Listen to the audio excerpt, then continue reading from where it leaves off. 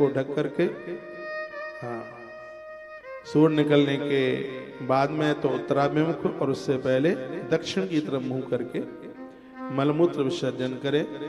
लेकिन सामने जल, अग्नि, ब्राह्मण का घर, देवताओं का मंदिर और नदियों का किनारा भूल करके भी ना हो, ये वर्णन किया गया है। लिखा है जल, अग्नि, ब्राह्मणादीनाम देवानाम नाभिमुख्यता, लिखा है ब्राह्मण का घर भी ना हो, देव मंदिर भी ना हो, नदियों का किनारा भी ना हो, कोई यज्ञशाला ना हो, ये वर्णन किया गया। सिर ढका हुआ होना चाहिए।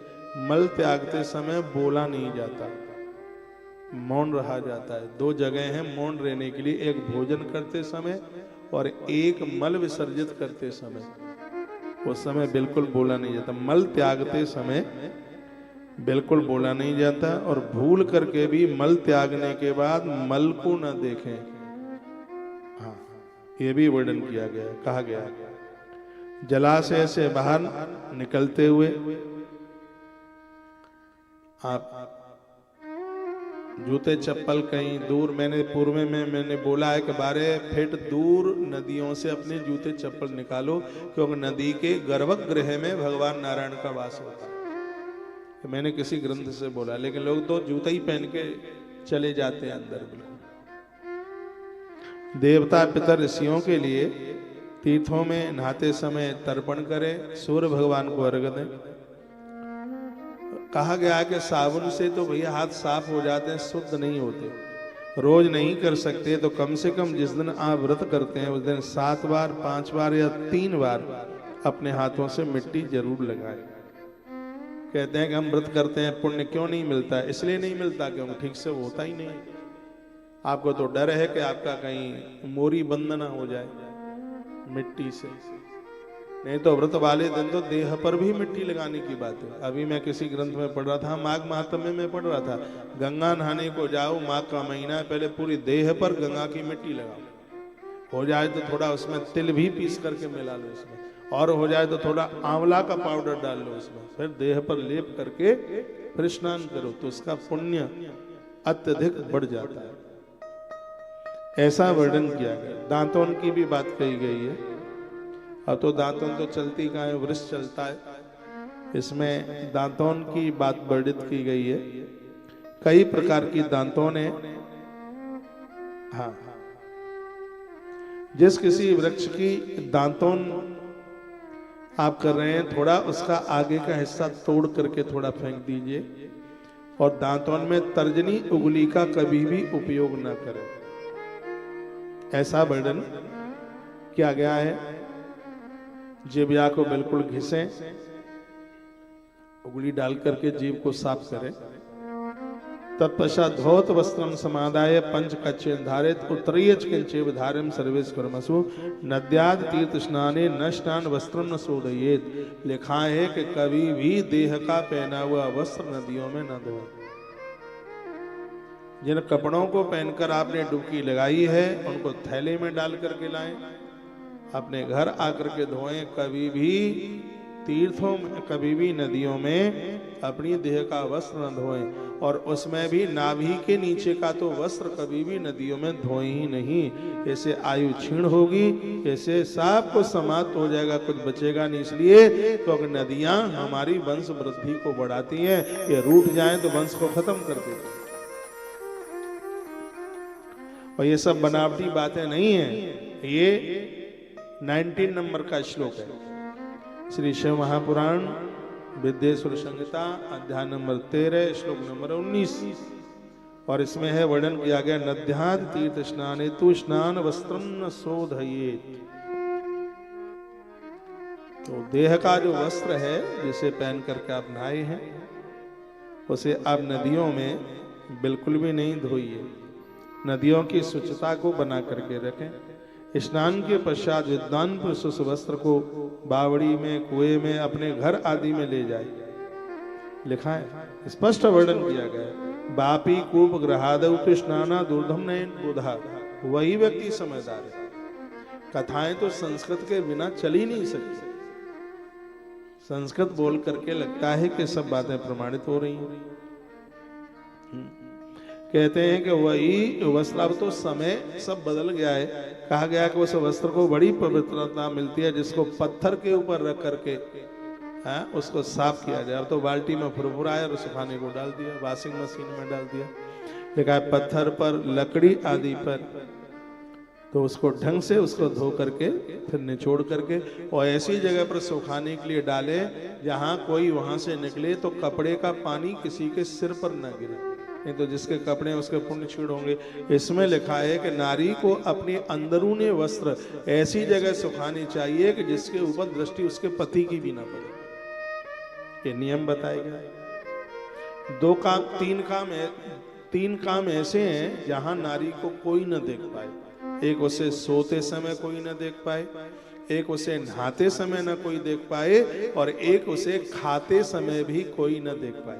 यहाँ ग्रामीण क्षेत्र के जो लोग बैठे होंगे उन्हें पता होगा, पहले जब शादी विवाह होते थे तो जेंट्सों की पंगत दूसरी जगह होती और माताओं की पंगत दूसरी जगह होती। वहां पर्दे डाल दिए जाते थे और वहां पर वो माताएं पर, हमने राजस्व यज्ञ पढ़ा है, माता द्रौपदी के साथ 10,000 स्त्रियां दे रखी थी परोसने के लिए। भागवत में कथा आती है कि कोई फंक्शन हो रहा है और यदि उसमें से कोई नारी भूखी चली गई, महात्मा भूखा चला गया, कोई गरीब दीन दुखियारा भूखा चला गया, तो उस अनुष्ठान का कोई फल नहीं मिलता। ये स्वयं भगवान श्री कृष्ण ने बात कही जब व्यवस्थाएं बांटी गई, तो 10,000 माताएं द्रौपदी को दी गई। और वहां भगवान श्री कृष्ण ने एक बात यह कही है कि यदि घर से कोई नारी भूखी चली गई तो उसका दोष नारी को ही लगता है। इसलिए माताओं को तो बहुत ज्यादा ध्यान रखना चाहिए। जब घर में कोई फंक्शन होते हैं, शादी विवाह होती है, तो घर की बहुएं तो अपने अपनी पियर की भाभी को संभालने में लगी रहती। भतीजे आए हैं, भाभी आई हैं, बस उन्हीं में गपशप लग रही है। इतनी चापलूसी करती हैं भाभी की, पता नहीं क्या बताऊंगा। मैंने देखा इन्हें चापलूसी करते हुए, इतनी चापलूसी। और भाभी आवे तो उसे तो जूठे बर्तन मांजने चाहिए, नहीं तो न जाए ननद के यहाँ कभी भी। यदि जूठे बर्तन, माता रुक्मिणी आदि देवियों ने जूठी पत्तलें उठाई कन्हैया के साथ में, द्वारकाधीश के साथ। और मैं तो कहता हूं ननद के यहाँ यदि आप जा रहे हैं तो जूठे बर्तन साफ कर सके तो ही जाना। ननद से सेवा करवाने के लिए कभी भी ननद के यहाँ न जाना, नहीं तो अपराध और हो जाएगा। लेकिन आजकल की जो देवियां जाती हैं ना ननद के यहाँ, भैया परी परी सब लेटे ही लेटे, थरिया वहीं आती है, वो नहीं चिगती बिल्कुल। शरीर ही 100 किलो का है, चिगे कहां से? 100 तो कम बोल गया, 20 किलो और एक्स्ट्रा है। और ज्यादातर से यही होता। मेरी बात मत मानो, ग्रंथ की बात मान लो। तो यह त्रुटि, यह गलती बिल्कुल भी ना हो गए। सास का भाई आया है पता ही नहीं है, पति का मामा आया है पता ही नहीं है। अपना मामा आ जाए, मामा के बच्चे आ जाए तो पाम धरती पर नहीं आकाश में। कौन रिश्तेदार आए हैं पता ही नहीं है, पियर वालों से फुर्सत मिल जाए तो। और मुझे इस बात का कोई खतरा नहीं है कि आप हमसे रूठ जाएंगे। सही बात में रूठना ही क्या है। तो ये जरूर ध्यान रखिएगा कि कोई फंक्शन उत्सव होता है, आपके घर से कोई भूखा न चला जाए। ऐसे नारी के पुण्य क्षीण हो जाते हैं, पुण्य नष्ट हो जाते हैं। ध्यान रखा जाए इस बात का। बहुत अद्भुत यह बातें कही गई हैं। कहा गया है कि नारी जब अपनी रसोई में जावे तो चूल्हा जला करके अग्नि के ऊपर 5 आहुतियां डाले। ऐसे देव और पितर सब प्रसन्न होते हैं। ये आप कर सकते हैं, एक छोटा सा पात्र रख लो, उसमें थोड़ा उपला जला लो, खंडा जला लो। अब थोड़ा हमें टाइम नहीं मिल पा रहा है, हमें तो पूरे देश को उपले देने। गौ माता की संख्या बढ़ रही है, हमने 12-14 चीजें डाल करके इतना बढ़िया उपला कंडा बनाया। जलता है तो पड़ोसियों के घर में भी सुगंधी चली जाती है, खुशबू चली जाती है। हल्दी उसमें डाली, तुलसी का बुरादा उसमें डाला गया, बेल का बुरादा उसमें डाला गया, और भी काफी चीजें उसमें डाली गई। पहले आए थे हम मुंबई, लेके आए, गाड़ी आई थी, रेल में टीटी परेशान करता है इसलिए नहीं लाए। कभी आप वृंदावन आए तो एक पैकेट में 30 कंडा निकलते हैं, एक दिन में एक पूरा जलाओ, आधा सुबह जला लो और आधा शाम को जला लो। घर में अलाए बलाए कांतर बीछू सांप छिपकली सब भाग जाएंगे, मच्छर तो बिना दवाई के ही भाग जाएंगे। इतना करंट दार, इतना प्रभावशाली उपला बनाए। आप वृंदावन आइए, लेकर के आइए शुद्ध देसी गौ माता का गोबर का कंडा। इसका नाम गोबर क्यों है मालूम है आपको? गैया मैया का जितना पदार्थ है उस सब में ज्यादा श्रेष्ठ गोबर ही है। गौ गैया वर माने श्रेष्ठ, गौ माता का जो श्रेष्ठ कोई उत्पादन है तो वह गोबर है। गौ माता का देसी गोबर सूती वस्त्र में रख करके और उसकी बूंद बाहर निकाल लो, टपका करके उसको बाहर निकालो और गौ माता की लगभग 1.25 साल की बच्ची और वो भी काली मिल जाए जिसका एक भी बाल सफेद ना हो, उसके गौमूत्र में उस बूंद को डाल दो और फिर उसको कर दो गरम, और गरम करने के तत्पश्चात फिर उसको छान लो। यदि किसी व्यक्ति को कुष्ठ हो गया है, सफेद दाग हो गए हैं, 3 महीना उसको पिला दो, यह बीमारी उसकी जड़ सहित खत्म हो जाएगी। गैया मैया तो भैया चलता हुआ तीर्थ, चलता हुआ अस्पताल है, उसका तो दर्शन ही कल्याण कर देता है। लेकिन दुर्भाग्य है देश का, ऐसे गौ माता को भूल चुके हैं। सरकार को तत्काल अपने कदम बढ़ाने चाहिए, गोबर खरीदना शुरू कर दे, गौमूत्र लेना शुरू कर दे, ये देश बच जाएगा। नहीं तो यहाँ महामारियां खड़ी रहेंगी, यहाँ कुछ बचेगा नहीं, सब खत्म हो जाएगा। यूरिया ने, डीएपी ने सब खत्म कर दिया। पहले झींगुर होते थे, अब नहीं दिखाई देते थे। पहले श्याम चिरैया होती थी, इतने जीव होते थे, वो सब केमिकल ने सब समाप्त कर दिया। ये देश को बचाने के लिए सरकार को कुछ ऐसे पहलू, ऐसे कदम उसे उठाने चाहिए जिससे ये जीव सुरक्षित बना रहे, और उसमें गौ माता बहुत आगे। गैया मैया वल देती है।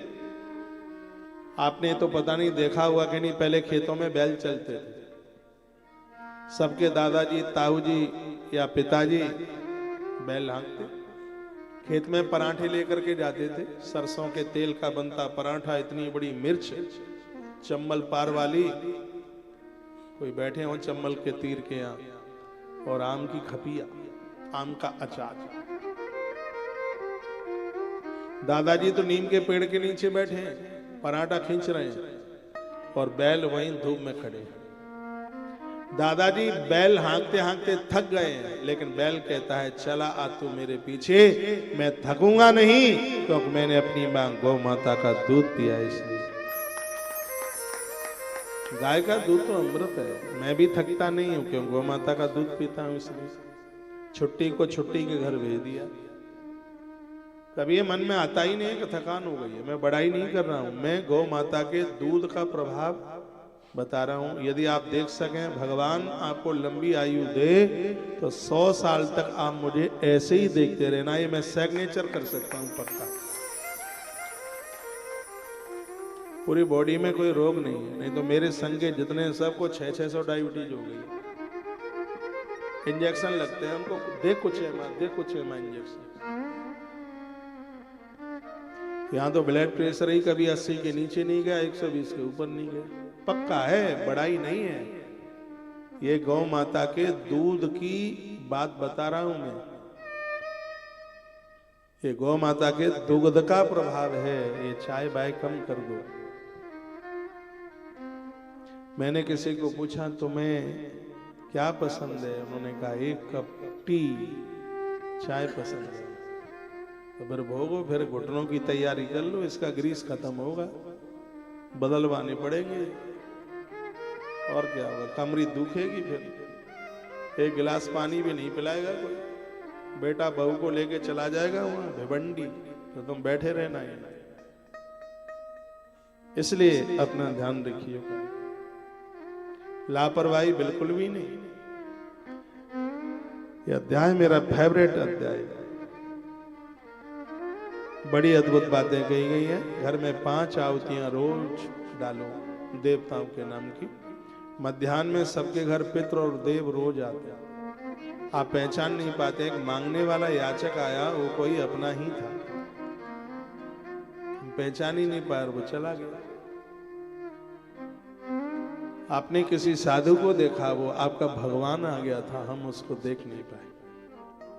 जो दूसरों को खिलाते खिलाते स्वयं भूखे रह जाते हैं, कुबेर भगवान भी उनके दरवाजे पर भिक्षा पात लेकर के आते, कहते दाता, ओ मेरे दाता, इसमें कुछ डालो। उसकी रसोई में तो कभी कमी आ ही नहीं सकती। आपके घर में बरकत है या आपके घर में कोई गुण है? आप एवं सोचिए कि आपका बेटा 3 लाख रुपया महीना कमाता है इसलिए बरकत है। मैंने तो 3 लाख हर महीना कमाने वालों को चिंता युक्त देखा है, परेशान देखा है। शराबी कबाड़ी पैदा हो गए, आई सैलरी चली गई, खत्म हो गई। 3 लाख कमाने पर भी संतुष्टि नहीं है। और मैंने ऐसा भी देखा है जिनकी पगार सिर्फ 5,000 रुपया है, वो मस्ती से जीवन जी रहे हैं, उनके घर में बरकत है। और मैंने तो बोला है, एक दाम्पत्य, एक विवाह के लिए लड़का तैयार होता है, बेटी तैयार होती है, भूखों को जिमा सकें, गृहस्थ का पालन कर सकें तो ही विवाह करना, नहीं तो कमंडल लेकर के हरिद्वार चले जाओ। क्योंकि गृहस्थी के दरवाजे से कोई भूखा जाता है तो उसके पुण्य क्षीण हो जाते हैं। गृहस्थी ही उदार नहीं होगा तो सन्यास, वानप्रस्थ, ब्रह्मचारी सब खत्म हो जाएगा, कुछ बचेगा ही नहीं। जिमाने में तो आप बहुत उदार, और मैं कहूँगा हर हिसाब रखो, लेकिन कन्या के विवाह का और रसोई का कोई हिसाब नहीं होना चाहिए। हम इतनी बड़ी भगवत कृपा से यात्रा करके आए हैं, हमारे पास गाड़ियों का हिसाब है, मैं भगवान की गद्दी पर बैठा हूँ। हमारे पास होटलों का हिसाब है, लेकिन हमारे पास रसोई का हिसाब नहीं है कि भंडारे में पैसा कितना है। आप तो दाल का भी पैसा लिख लेते हैं, दूध कितने का आया, 1 महीने में कितने का लगा, सब लिख लेते हैं। लीपा पोती का भी लिख लेते हो कि मुंह पोतने के लिए ट्यूब कितने के आए, साबुन कितने का आया, तो वो नहीं लिखते होंगे। रसोई का हिसाब नहीं लिखना बिल्कुल भी। हाँ, दूध आता है वो एक कागज पे लिख दो, लेकिन ये नहीं लिखना कि हमारी रसोई पर इस महीने में इतना खर्चा हुआ है, उसमें उधार बनिए। आवे अतिथि द्वार पर, करो सकल सम्मान, ना जाने किस भेष में मिल जाए भगवान। पता नहीं परमात्मा कौन से रूप में चल के आ जाए। और मुझे लगता है कि कहीं भी भंडारे की बात होती है तो पीछे मत हटना, 4 कदम आगे बढ़ना। वो सौभाग्य बड़भागियों का है, भाग्यशालियों का है। धर्मराज दुष्ट की विजय हो गई तो अंश महापुरुष को भंडारे का बहुत शौक था, लोगों को जिमाने का बहुत शौक। भरत जी के लिए राम रोते रहे, उनके अंदर गुण था, भरत जिमाए बिना तो पानी तक नहीं पीते। रामायण में चौपाई आती है, विप्र जिवाए देही दिन दाना, शिव अभिषेक करे विधि ना। तो भरत जी के लिए गोस्वामी जी ने लिखा।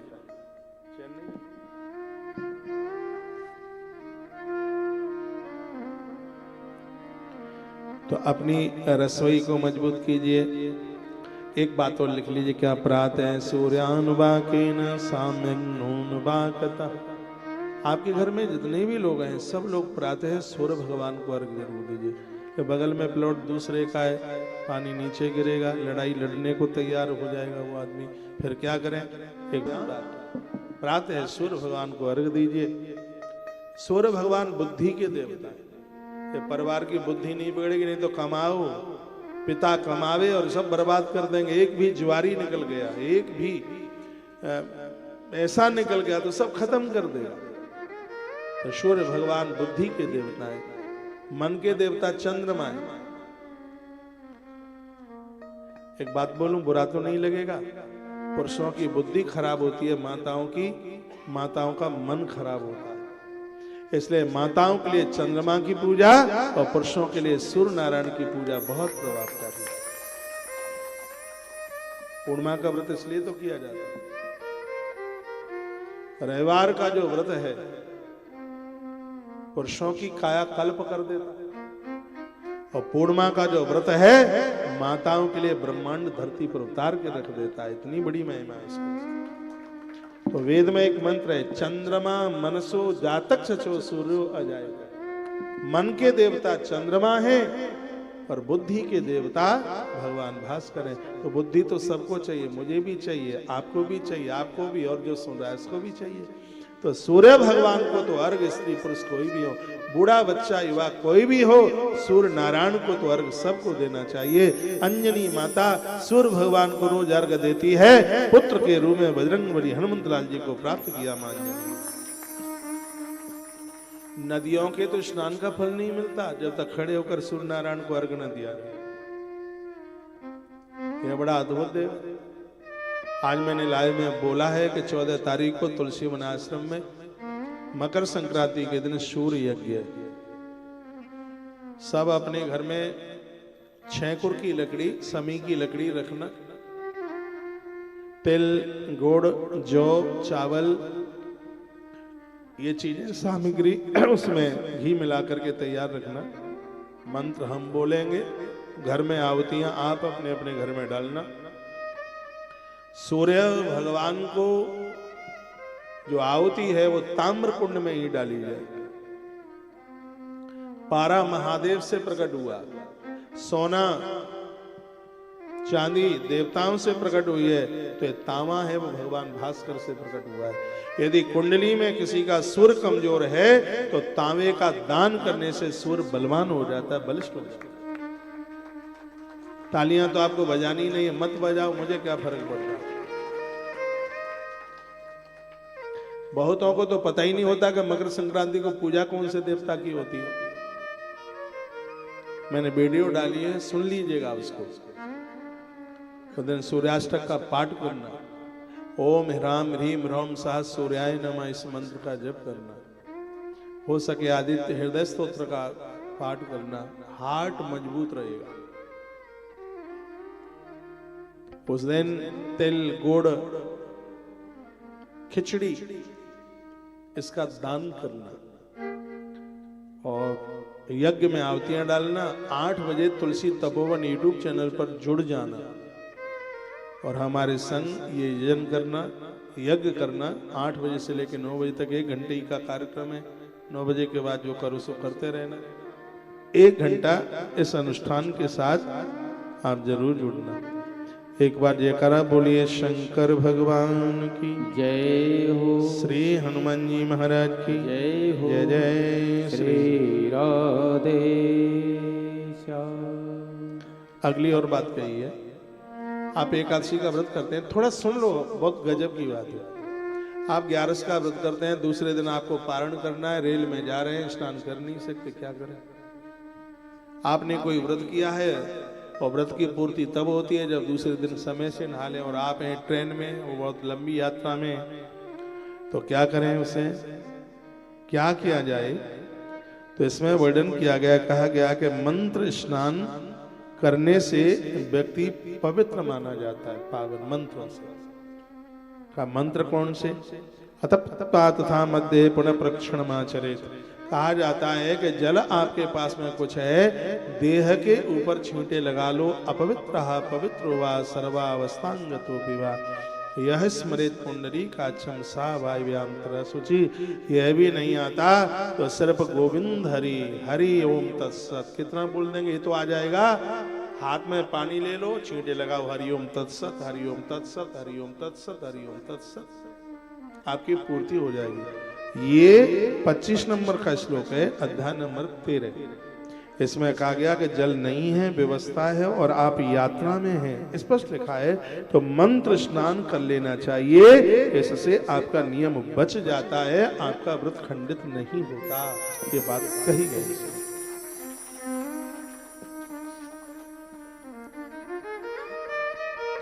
गायत्र्या जप मंत्रास्ते रुद्धम प्रागुनिक्षपेत। यदि आप दो जाती, ध्वज उसे कहते हैं जिसके 2 जन्म हुए, उसे ध्वज कहते हैं। दूसरा जन्म किसका होता है? जिंदे जी 2 जन्म हो जाते हैं लोगों के, हम लोगों के 2 जन्म हो गए। ये बच्चे बैठे हैं सब 2 जन्म वाले, इनका भी दोबारा जन्म हुआ है, इसलिए तो इनका नाम है ध्वज। 2 जन्म उसे कहते हैं जिसका जनेऊ हो गया है। एक जन्म तो माता पिता ने दिया है और एक जन्म हमारा वेद ने दिया है, जनेऊ हुआ है, यज्ञोपवीत हुआ है, तब से ध्वज कहते हैं। जो ध्वज है उसे ही गायत्री जपने का अधिकार है। भले ही ब्राह्मण के घर में उसका जन्म हुआ है, यदि उसका यज्ञोपवीत नहीं हुआ, जनेऊ नहीं हुआ, वो यज्ञोपवीत नहीं पहनता है, तो उसे गायत्री जपने का अधिकार नहीं है। गायत्री उसे कहते हैं जो गिरने से बचा दे, उसे गायत्री कहते हैं। गायत्री का इतना बड़ा प्रभाव है कि गायत्री आग को प्रकट कर दे, अग्नि को प्रकट कर दे, इतना गायत्री का प्रभाव। ब्राह्मण के पास सबसे बड़ी शक्ति कोई ताकत है तो गायत्री का जप है। गायत्री जपने वाला यदि कोई ब्राह्मण हमारे घर में एक घूंट पानी भी पी के चला जाए तो पितर तृप्त हो जाए। गायत्री की इतनी बड़ी महिमा, लेकिन आज बड़ा अभाव हो रहा है गायत्री का। और मैं तो ब्राह्मण उसी को ही ब्राह्मण मानता हूं जो गायत्री का जापक है। मैं अपने जीवन की एक घटना बता रहा हूं। मेरा विद्यार्थी काल था, मेरी स्टडी चल रही थी, मैं तो खैर आज भी विद्यार्थी हूं। मुझे एक तांत्रिक मिल गया और मुझे जानकारी नहीं थी, ये मेरी बात रिकॉर्ड करने के लायक है, मुझे पता नहीं था ये तांत्रिक है। मेरा विद्यार्थी काल था, उसने कहा हमारे साथ अनुष्ठान में जाओगे 11,000 रुपया देंगे। मन में लोभ आ गया, जेब में 11 रुपया भी नहीं और 11,000। देखो हमारी मूर्खता, देखो कितने बड़े मूर्ख हम। दक्षिणा मिलती थी उस समय 500 रुपया और आदमी कहता है 11,000 रुपया। हमारा भेजा इतना भेजने नहीं सोचा कि 500 रुपया तनख्वाह, 500 रुपया दक्षिणा मिलती है अनुष्ठान की और ये 11,000 दे रहा है, तो जरूर कोई दाल में काला। रे दाल में काला नहीं, दाल ही काली है, सोचा ही नहीं। और हम चले गए उसके साथ, साइकिल पर बैठ के गए, बड़ी दूर ले गया। यूपी का एक स्थान था, उसने किसी को मारने का ठेका ले रखा था लाखों रुपया में, तांत्रिक था। और ये सब मैंने अपनी आंखों से प्रत्यक्ष देखा है। उसने एक खर गधे का खून निकाला इतनी बड़ी मोटी सिरंज के द्वारा। मरघट में गए हम तो थर थर कांपा। उसने जलती हुई चिता की खोपड़ी उठाई, खुपरिया, और आधी रात्रि को उसने उसमें आहुतियां डाल के यज्ञ किया। उसमें से जो कोई आत्मा रो रही थी, जिसको मारना था, उसकी फोटो रखी उसने। ऐसे लोगों की तो जेल होनी चाहिए, बख्शा ना जाए। हमें ले जाया गया था कि अनुष्ठान पूरा हो तो हमारी बलि चढ़ाई जाए, क्योंकि इसमें बलि चढ़ाई जाती है, और ये हमें पता नहीं था इस बात का। 3 दिन अनुष्ठान, मैंने देखा मैं तो पागल सा हो गया। उसने मुझे 25 रुपए दिए पान के लिए, पूजा के लिए पान ले आओ। तो हम पान लेने के लिए गए, तो उस समय एक जीप चलती थी, वो महिंद्रा वाली कमांडर, सवारियां ढोती। उसने कहा सिकंदरा राव, सिकंदरा राव। अब वो जगह तो नहीं बताऊंगा मैं कहाँ की घटना है, सिकंदरा राव, सिकंदरा राव। सो हम लटक लिए उस जीप में। जान बची तो लाख उपाय, नहीं तो लौट के बुधुआ घर को जाए। प्राण बच गए और हम आए वृंदावन। गोवर्धन श्री गिरिराज जी का भगत हूं। दूसरे दिन परिक्रमा करने के लिए गया गिरिराज जी, प्राण बच गए ना, परिक्रमा करने को गए, धन्यवाद बोलने को गए गिरिराज जी को। तो मानसी गंगा के बगल में एक बोर्ड लगा था ज्योतिषाचार्य जी का। पंडित जी की उम्र 80 साल से ज्यादा हो गई होगी, अब वो नहीं है। जब भी मैं कभी उधर जाता हूं तो देखता हूं जगह को, अब नहीं है वो। मैंने उन्हें प्रणाम किया, मैंने कहा ज्योतिषी है, महापुरुष हैं, जरूर इनसे मैं समाधान मांगू। मैं खूब रोया और मैंने उन्हें कहा कि ऐसी ऐसी मेरे साथ घटना घटी है। तो उन्होंने बताया कि बेटा तेरी तो बलि चढ़ाई जाती है। उन्होंने प्रश्न कुंडली बनाई, मुझसे फूल का नाम पूछा, कुछ और अंक वगैरह पूछे, तो उन्होंने निकाल के बताया तुझे तो मरना था। तो मैंने कहा गुरुजी फिर मैं बच कैसे गया? ऐसा बड़ा ज्योतिषी नहीं देखा मैंने अपने जीवन काल में। उन्होंने कहा तू इसलिए बच गया क्योंकि तूने गायत्री का अनुष्ठान किया इसलिए। और 4 दिन पहले मेरा 1.25 लाख गायत्री का अनुष्ठान पूरा हुआ था, इस घटना के 4 दिन पहले। और ये बात उन्होंने बता दी। तो ये मैं निवेदन कर रहा हूं कि जो गायत्री का अनुष्ठान करेगा उसके ऊपर किसी तांत्रिक का असर नहीं होगा, उसके प्राण सुरक्षित रहेंगे। तब से लेकर के आज तक गायत्री माँ के प्रति मेरी इतनी श्रद्धा है, 365 दिन में मेरा एक भी दिन ऐसा नहीं निकलता जिस दिन मैं गायत्री नहीं जपता। मैं आपके घर में ही रुका हूं, गायत्री का जप करता। आपके लिए नहीं है इसलिए नहीं बता रहा हूं।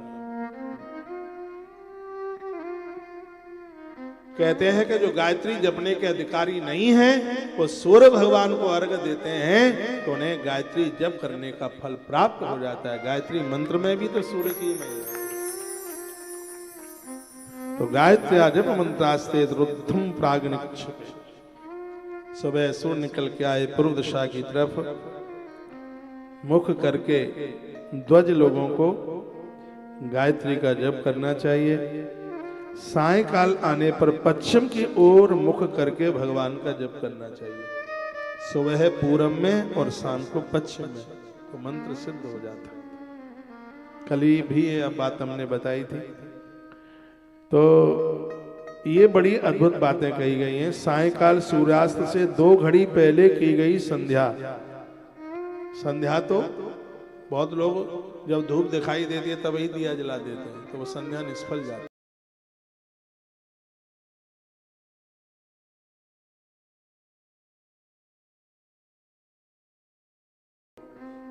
उस समय प्रदोष काल रहता है। मैं हर बार वीडियो डालता हूं प्रदोष का समय, और ऐसे समय में दिए जलाए जाएं, भगवान की संध्या वंदन ये सब किया जाए तो इस शास्त्र की विधि है। संध्या उपासना करने वाला व्यक्ति सूतक पातक में भी पवित्र होता है।